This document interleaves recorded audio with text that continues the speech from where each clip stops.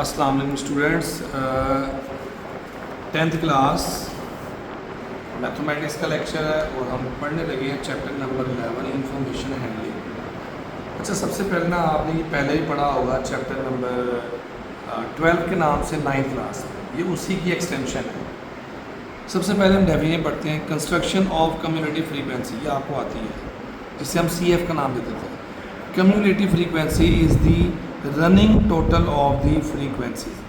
जैसे ये आपके सामने मिसाल है, ये फ्रीक्वेंसीज है, इसको रनिंग में टोटल करना है, यानी कि पहली फ्रीक्वेंसी ऐसी लिखनी है, उसमें अगला फ्रीक्वेंसी ऐड करनी है, उसमें अगली फ्रीक्वेंसी ऐड करनी है, जो आंसर है उसमें अगली फ्रीक्वेंसी ऐड करनी है। तो करते करते इसका टोटल और इसका टोटल सेम आएगा, ये हमने पहले पढ़ा था। Where each frequency is added to the sum of all frequency before it. ये इसकी डेफिनेशन है, ये इसकी डेफिनेशन है जो कि ये इसकी डेफिनेशन है जो कि हमने मेन जो लिखनी है वो इसकी डेफिनेशन है। अच्छा, एक और डेफिनेशन है, कम्युनिटी फ्रीक्वेंसी पॉलीगॉन और ऑगिव, या पॉलीगॉन कह लें या ऑगिव कह लें। अब इसको graphically cumulative frequency polygon also known as an ogive is a graphical representation that shows the cumulative total of frequencies up to each class boundary in a frequency distribution। इसको हम ग्राफ के ऊपर, जैसे ये ग्राफ है ना, ये आपको नज़र आ रहा है, इस तरह से हम फ्रीक्वेंसी, कम्युनिटी फ्रीक्वेंसी को हम यहाँ पे देखेंगे। ठीक है बच्चों, लेकिन हम ये सीखेंगे जब क्वेश्चन होगा। ये दो चीज़ें पढ़ ली हमने। अब तीसरी इंपॉर्टेंट डेफिनेशन आ रही है, मीडियन। मीडियन क्या होता है? The median is a middle value in a set of data when the values are arranged in ascending or descending order, यानी कि उनको तरतीब से ascending या descending order में लिख दिया जाए। और ये आपने इसका फार्मूला पढ़ा था 9th में, L + H/F × n/2 - c। मैं आता हूँ इसके ऊपर, लेकिन आपको याद दिला रहा है। अच्छा, मीडियन के बाद क्वार्टाइल आपके लिए नया है। क्वार्टाइल क्या करता है समझ लें। Quartiles divide and arranged data को अरेंज करने के बाद उसको डिवाइड करना है data set into 4 equal part, उसको 4 हिस्सों में करेंगे तो वो बन जाएगा क्वार्टाइल। जैसे Q1 फर्स्ट क्वार्टाइल है, ये 20% ऑफ डाटा होगा। Q2 सेकंड क्वार्टाइल है, ये 50% डाटा होगा। Q3 जो है वो थर्ड क्वार्टाइल है, ये 75% होगा। अब इनके फार्मूले भी सारे समझिए। जैसे मीडियन का ये फार्मूला है, L + H/F × n/2 - c। Quartile आ जाए तो आपने इनको 4 पे डिवाइड करना है। सॉरी, यहाँ 4 नहीं लिखा मैंने, बस यहाँ पे चेंजिंग आ गई। n/2 है, ये n/4 हो जाएगा। Q2 होगा तो 2n/4 होगा। Q3 होगा तो 3n/4 होगा।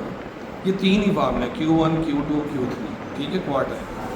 अच्छा, क्वार्टाइल की डेफिनेशन भी होगी, मेन लिखने में तो यही डेफिनेशन आएगी, बाकी आपको मैंने सिर्फ बताया हुआ होता है। डिसाइल क्या होता है? Decile divide and arrange data set into 10 equal parts, each represent 10% of the data. बल्कि ये पूरा ही लिख ले। In other words, there are 9 decile value from D1 to D9। यानी कि आप अरेंज डाटा को 10 इक्वल पार्ट में डिवाइड करें ना तो वो डिसाइल बन जाता है। उसके फार्मूले ये है, D1 का फार्मूला ये है, n की जगह आपने n के साथ 1 मल्टीप्लाई करना, 10 में डिवाइड करना। 2 होगा तो 2n/10, 9 होगा तो सोन 9n/10। डिसाइल में जैसे मीडियन में 2 आता है, क्वार्टाइल में 4 नीचे डिवाइड होता है, डिसाइल में 10 नीचे डिवाइड होना है।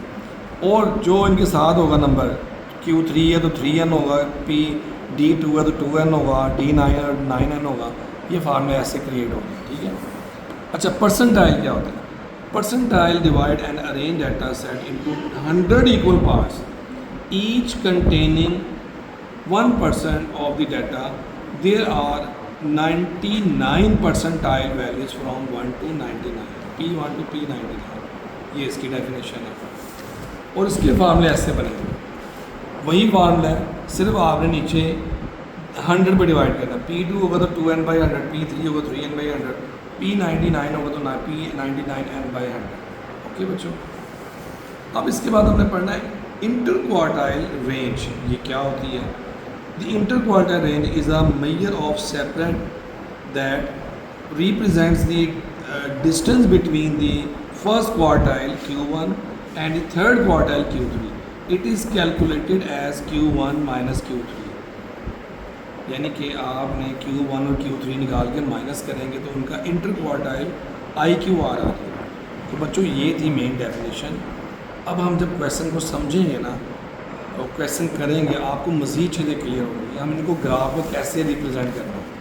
तो ये सब चीज़ें आप अच्छी तरह देख लें, आज आप इसको मज़ीद स्टडी कर लें। जब तक के लिए अल्लाह हाफ़िज़, अस्सलाम वालेकुम।